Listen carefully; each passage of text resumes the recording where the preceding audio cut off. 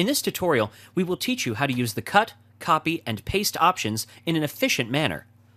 Double-click on a cell if you want to highlight it. If you want to select the whole word, press the F2 key on your keyboard.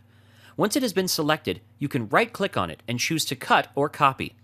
Now go to the clipboard group in the ribbon from where you can use the cut, copy, and paste buttons. To copy multiple records, click on the Launcher button located at the bottom of the clipboard group.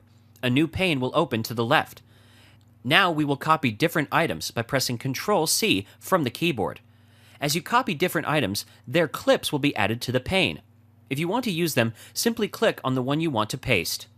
Another way to use the paste option is the paste append. We will copy records from Microsoft Excel and paste them into Access.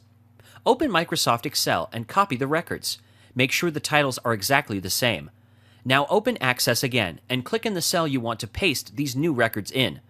Go to the ribbon area, click on the Paste button and select the Paste Append option.